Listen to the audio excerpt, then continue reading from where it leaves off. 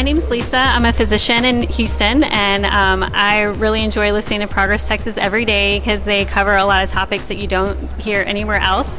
And it's so important for us to be up to date on everything that's going on. So I'm going to give a shout out to my friend Will Judy from Secular Houston, who does an amazing job, and it's a great organization, and everyone should get involved. The world seems like it's on fire, and it's really hard, but everybody needs to take care of themselves, take care of their mental health, and then also just keep up the good fight, because there's a lot of people that feel the same way as us, and the more people we tell and the more people that we spread the word to, got to get people involved. We're fighting for our lives right now. It's Wednesday, February 26, 2025, and this is the Progress Texas Daily Dispatch, rapid response on the breaking news stories Texas progressives need to know. I'm Chris Mosier. Starting with the latest on the Texas measles outbreak, and you knew this was coming, renewed messages from the Anti-Vax movement as Brandy Zadrozny at NBC reports with a familiar and false narrative that the measles outbreak is being caused by the measles vaccine itself. In this case, a self-described natural health and wellness thought leader who is not a doctor and shall remain nameless here, during an interview Monday with an anti-vaccine nonprofit once led by Robert F. Kennedy Jr., who in this new bizarro world is now head of the U.S. Department of Health and Human Services, whose fans are also theorizing that the Texas outbreak was somehow engineered as an attack on Kennedy. The Texas Tribune updates the case count to 124, mostly contained to west and northwest Texas. Dallam County in the Panhandle is 250 miles from the epicenter in Gaines County, but has reported 4 cases. Only 18 of the 124 infected are over the age of 18. Devry Shastri at the Associated Press, and have we mentioned how much we love the Associated Press lately? Talked to the mayor of Brownfield, Texas, in Terry County. A bunch of my family are from Brownfield, actually. Mayor Eric Horton is a Republican, and at this stage it's easy points, but let's give him credit for actually going on the record to admit that he believes in the safety of the measles vaccine. Got to be embarrassing for Brownfield to make global news this way. Horton says, quote, "I've never seen it this close, ever. I know that we've had a few outbreaks in years past, but as far as right here making national news, that is shocking," unquote. A good point made by Dr. Kavita Patel, physician and health policy researcher, in an op-ed for MSNBC, that the Texas measles outbreak should be seen as the first major public health failure of the second Trump administration, which of course pales in comparison to the COVID disaster under the first. Patel says, quote, "In a normal presidency, this would be a time for action with federal support for local public health programs, or maybe the president using the bully pulpit to encourage people to get their children a safe and effective vaccine that presents a brutal disease that can cause deafness, intellectual disabilities, or even death. But the Trump administration is instead making things worse, in part by reducing the number of public health workers haphazardly in its zeal to cut the federal workforce," unquote, noting that Trump himself has entertained anti-vax ideas and that his embrace of RFK Jr. sends a clear message to the MAGA faithful on the matter. This problem is not going away. Speaking of those federal cuts, over to the Dallas Morning News and an opinion piece by officials at the Children's Defense Fund of Texas expressing concern that the $880 billion in cuts called for by the current Republican budget resolution are likely to impact Medicaid, which will directly impact Texas kids. 1 in every 3 children who live in small towns or rural communities in Texas rely on Medicaid or the Children's Health Insurance Program, or CHIP, for their health coverage. That's almost 250,000 kids, and that's just in our state's small towns. A great many of their parents are proud Donald Trump voters, of course, but these kids don't deserve the fallout of their folks' folly. Staying in that lane, and back to the Trib, where Kim Krisberg of Public Health Watch writes that Texas has the worst coverage rate for kids in these United States, with nearly 12% going uninsured in 2023, and that's up from the 11% counted in 2022. Insanely, a great many of those kids, for now anyway, are eligible for public insurance, but shortfalls in how our state officials conduct outreach and enrollment leave thousands of them without protection. Tedious and confusing application processes and an average wait time for a decision well over 2 months leave many families to simply give up. Our state sucks at this.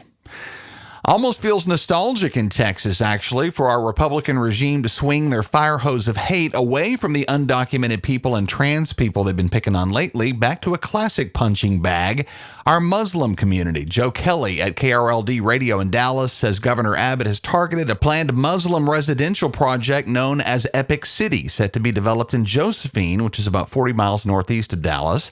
The developers want to create a self-sustaining community that caters to the needs of local Muslims, complete with a central mosque, housing, Islamic schools, clinics, stores, parks, and a nursing home, all of which appears highly threatening to Governor Abbott, who jumped on Twitter to say, quote, "To be clear, Sharia law is not allowed in Texas, nor are Sharia cities, nor are no-go zones, which this project seems to imply," unquote. In other words, freedom of religion as long as yours is the right religion.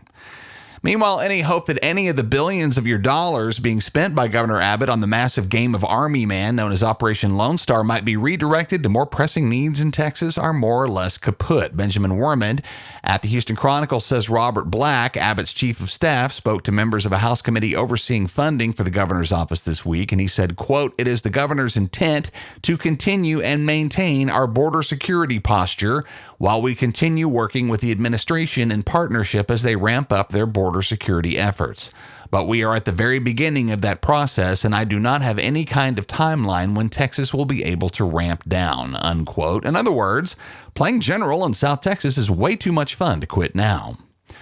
A conservative crackdown in Cowtown, as Timothy Malcolm at the Houston Chronicle reports on Fort Worth police raiding, of all places, the Modern Art Museum to confiscate 4 photographs taken by renowned artist Sally Mann more than 30 years ago. Photos that have been exhibited in museums and institutions worldwide over those 3 decades, featuring Mann's children naked and part of a larger exhibit called Diaries of Home. These photos are not obscene or sexualized in any way, but whoever's calling the shots at the Fort Worth Police Department sure got worked up about them.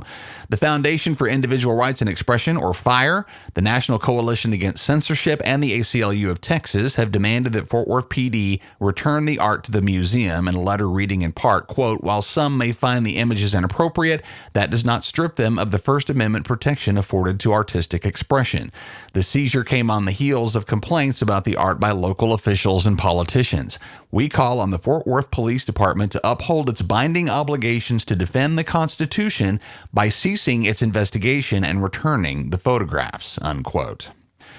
One more here along the line of when they tell you who they are, believe them. Matthew Choi at the Texas Tribune reports on a new fundraising effort by Republican State Rep August Pfluger of San Angelo, who has been raising money on the idea of Donald Trump serving a 3rd term, a blatantly unconstitutional idea that not only belies the cult-like worship of Trump that's pervaded the other side, but also a clear acceptance of the notion of that side's autocratic and dictatorial dreams.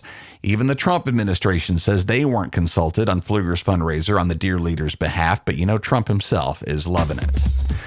February is Black History Month, and Progress Texas Advocacy Associate Tatum Owens has put together a great essay on this year's celebration, including an extensive list of Black History Month events taking place across the state.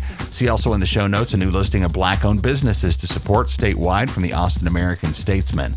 Our funding at Progress Texas is rarely sufficient for us to plan much more than a quarter or two ahead, but the conservative disinformation machine we oppose has no such obstacle. They're funded by oil and tech billionaires and religious right-wing activist groups. Our regular everyday listeners form a key component of our funding here at Progress Texas, so if that's you, we could use your support as a monthly contributor, and no amount is too small. Go to progresstexas.org/donate. Thanks to Monica O'Neill, Sandra Maddox, and Wayne Bannister, all of whom have joined the team lately. We appreciate all of y'all. For our Austin listeners in particular, but really to all of you, the Amplify Austin Day season is officially underway. This year's early giving period has started. Look up Progress Texas at amplifyatx.org or see the direct link you'll find in this morning's show notes. The official I Live Here, I Give Here Amplify Austin Day begins on the evening of March 6th and continues through the evening of March 7th. That's the Progress Texas Daily Dispatch for this Wednesday, February 26, 2025. Links to all these original stories can be found in our show notes. Progress Texas is a nonprofit rapid response media organization promoting progressive messages and actions. While campaigns come and go, we're the permanent home for progressive media and action in the Lone Star State. I'm Chris Mosier. Thanks for listening. Have a great day. We'll see you again tomorrow morning.